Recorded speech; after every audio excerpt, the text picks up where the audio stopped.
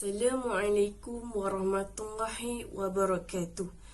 Nama saya Siti Raihanah binti Abdul Rahman, nombor matrik 831231.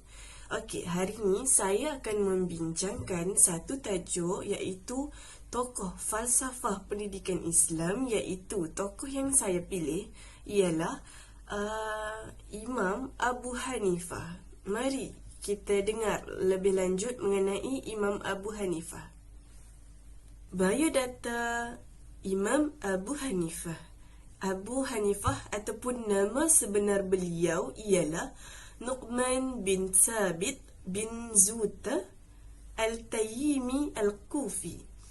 Imam Abu Hanifah ini dilahirkan pada 80 Hijrah bersamaan 699 Masihi dalam sebuah kampung yang bernama Anbar di Kufah, Iraq.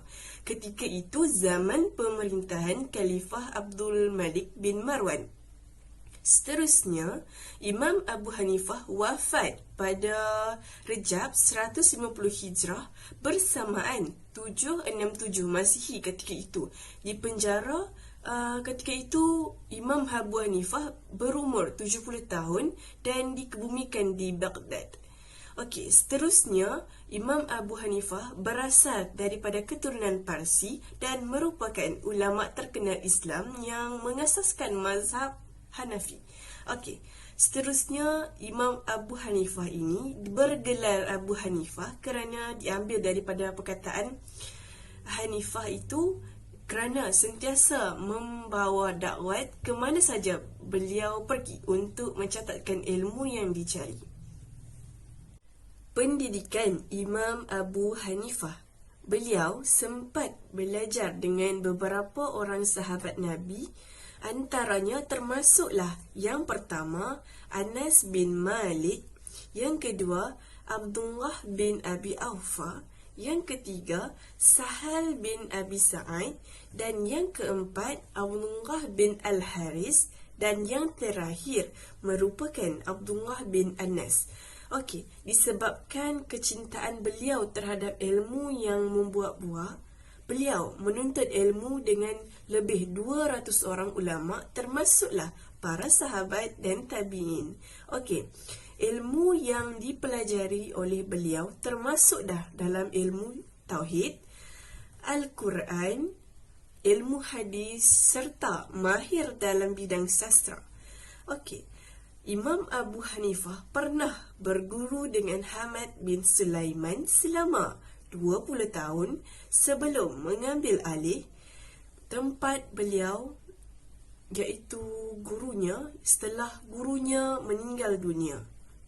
Okey, kita tengok pula mengenai karya dan metod mazhab Imam Abu Hanifah. Dari segi karya, yang pertama Al-Faraid yang merungkaikan mengenai harta pusaka. Yang kedua Al-Fiqh Al-Akbar, iaitu merungkaikan mengenai bidang akidah. Yang ketiga Al-Alim Al-Muta'alim yang mengenai akidah serta pendidikan. Okey, kita tengok pula dari segi metod mazhab ataupun hukum. Yang pertama ijma' ataupun konsensus ulama. Yang kedua mengenai fatwa para sahabat. Yang ketiga mengenai kias ataupun analogi. Yang keempat mengenai ikhtisan yang mengutamakan kias yang tersembunyi berbanding kias yang jelas. Okey, yang terakhir ialah uruf, iaitu adab kebiasaan yang setempat. Sumbangan Imam Abu Hanifah. Yang pertama, menghasilkan kitab Fiqh Al-Akbar dan juga kitab Faraid. Yang kedua, beliau banyak menghabiskan masa beliau di masjid untuk menyampaikan ilmu pengetahuan beliau, terutamanya berkenaan bidang agama kepada orang ramai, supaya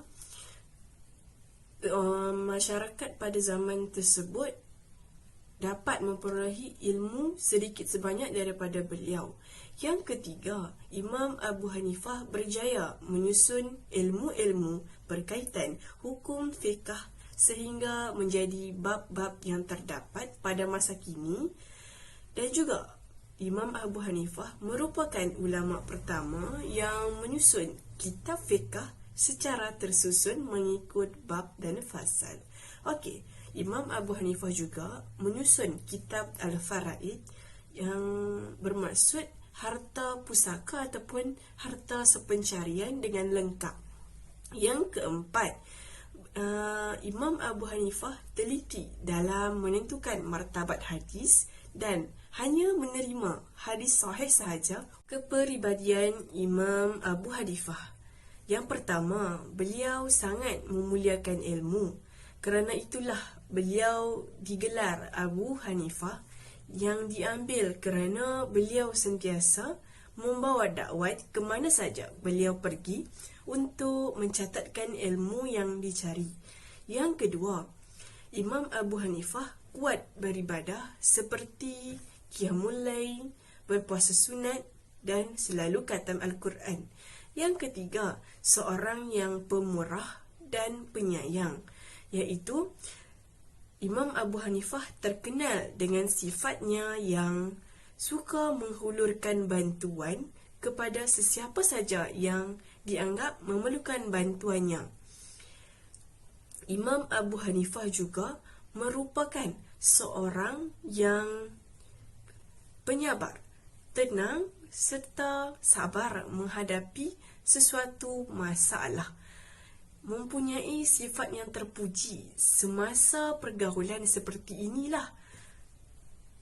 Antaranya seperti amanah, berpegang teguh kepada janji, terutamanya semasa berniaga.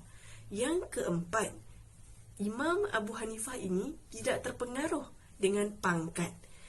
Iktibar yang boleh dapat daripada Imam Abu Hanifah ini ialah yang pertama, iktibar yang boleh diperolehi dari Imam Abu Hanifah ini, yang pertama ialah hendaklah kita menyebarkan ilmu yang diperolehi agar boleh memberi manfaat kepada orang lain.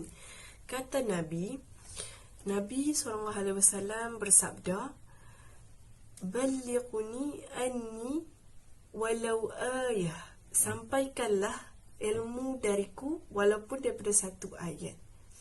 Yang kedua, iktibar yang boleh diperolehi daripada Imam Abu Hanifah ini, yang kedua ialah hendaklah kita sentiasa berhati-hati dalam menyebarkan sesuatu dan mengenal pasti terlebih dahulu sesuatu supaya tidak terpesong daripada syariat Islam.